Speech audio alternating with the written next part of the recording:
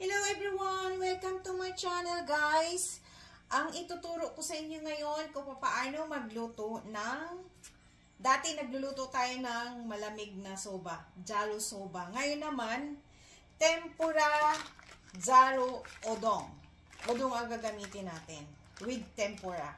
Okay? Itong udong na to, luto na to kasi huhugasan na lang ng tubig na mainit at tubig na malamig. Where, dito na tayo ngayon, ang uunahin natin ay ang gagawa tayo ng tempura na batter. So, ang ano ko sa inyo ngayon ay itong unahin nyo ang harina.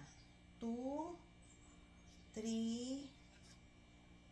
4, mga 5 to 6 tablespoon. Okay? Tapos, dadagdagan nyo siya ng 1 or 2 tablespoon na cornstarch para lalong crunchy. Tapos, i-mix nyo siya. Okay? Ang gagamitin yung tubig is tubig na malamig. Okay? Ito siya. I-mix nyo hanggang sa lumapot ng lumapot. Yan. Tapos, ang gulay natin is yung tanim ko to guys ha. Talong at saka itong green pepper. At saka yung kamote para sa tempura. Okay? Ito muna ang gagawin natin. Tapos, magpainit na kayo guys ng mantika para sa tempura ninyo. Okay? Ganyan na siya, oh. Madali lang siyang gawin. Konti pang tubig. Malamig na tubig, guys, ang gagamitin nyo, ha, para crunchy ang pag-prito. Deep fried tayo ngayon, guys, ha. Yan. Yan. Mga 7 kutsara, 6 na kutsara na harina at 2 kutsara na all-purpose flour. Ganito na siya. Ganyan. So, ang handa natin ngayon sa susunod kung paano hihiwain natin ang ating gulay. Okay? Para sa tempura. Ganyan lang guys. Pag ang kamote, ganyan lang bilog. Okay? Manipis na bilog para madali siyang maluto. Mga ganyan. Kaing bahay lang to, lutong bahay ito guys ha. So, hindi na masyadong ganda-gandahan ang paghihiwa. Okay? Yan. 3, okay na yan. So, ang talong naman, ang gagawin natin is hiwa-hiwain natin yung dulo para yung mantika madaling mag-absorb. Ganyan. So, ang gagawin natin, nipis lang ha. Yan.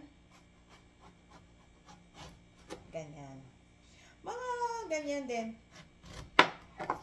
Ganyan. Mga 2 or 3 talong, ayos na yan eh. Tapos, i-slice yung dulo para mag-absorb ang mantika agad-agad. Pwede pa to guys eh. Wait lang. Ganyan. And guys, ito, timplahan nyo ng asin. Yan. Lahat sila timplahan mo ng asin.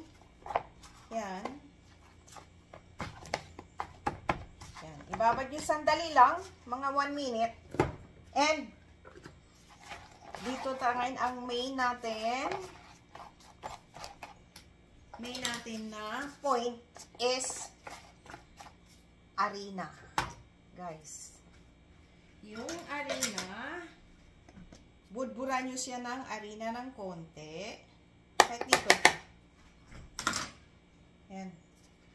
And, bago nyo isawsaw dito sa batter na ginawa natin. Mainit na yung mantika. Yan. At pag budbud ng asin, ganyan lang siya. Okay? Ano kaya? Okay na ba siya? Tignan natin yung mantika kung okay na ba. Oh. Yan. Yan. Tapos, ganyan. Para dikit na dikit ang butter doon sa kamote. Tempura nga. Ayan. Okay? Pati yung talong gagawin nyo na rin. Okay? Babalikan ko kayo. Ayan na guys, oh.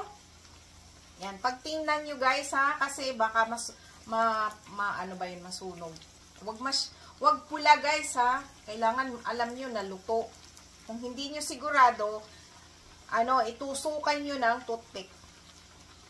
Pag malambot na siya, okay na siya. Pag tusok ng toothpick na malambot na, okay na yan. Ito na siya guys, oh. Magluluto pa tayo ng konti. Tingnan nyo guys. Ayan na siya. Okay. Ito na ang ating tempura guys. Tapos na. Ngayon, ito hugasan natin siya sa tubig na mainit. Nagpakulo na ako. Pakita ko sa inyo mamaya.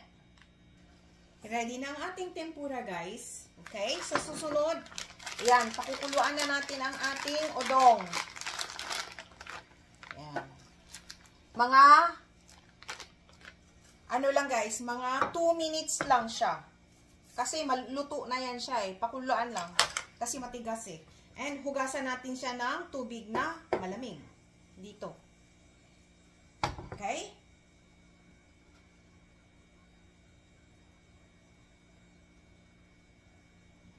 Guys, ito na yung udong. Hugasan nyo sa tubig. Na malamig. Okay?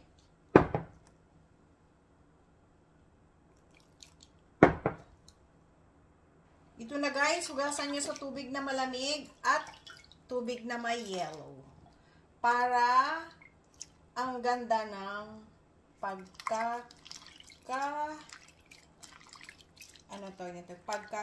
yung malamig na shadow kasi zaro udong nga tayo ngayon eh. Ibig sabihin malamig siya na may yellow. Okay? Wait lang. Guys, ito na siya. Ito na siya. So, maglagay tayo ng sauce. Ito, ginagamit ko honsuyo. Konting sauce. And, ito rin para sa tempura. Sauce.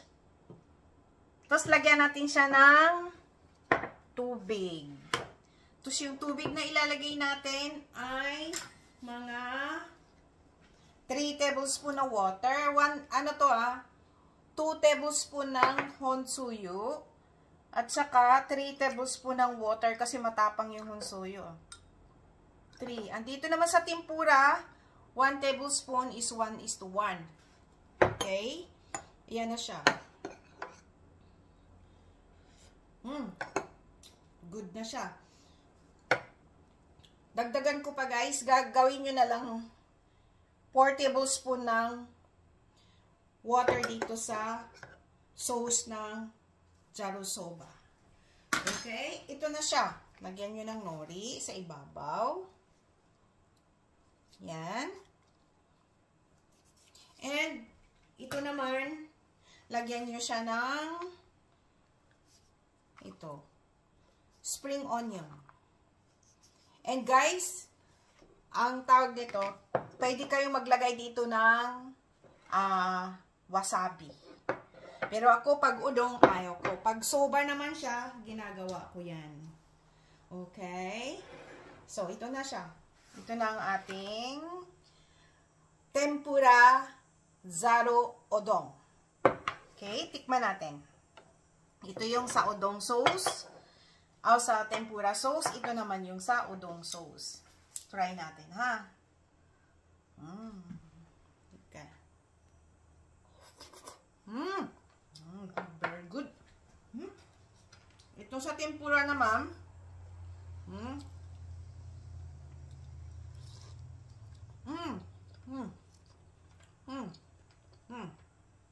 Hop.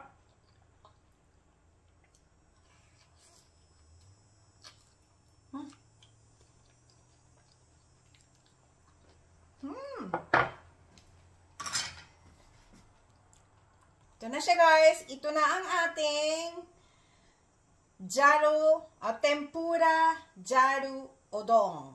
Thank you for watching. Please subscribe, like, and share. And i-click nyo na rin yung notification bell para palagi kayong updated sa aking mga bagong video. Bye! God bless all. Pakishare naman ang mga video ko guys. So, thank you. Bye!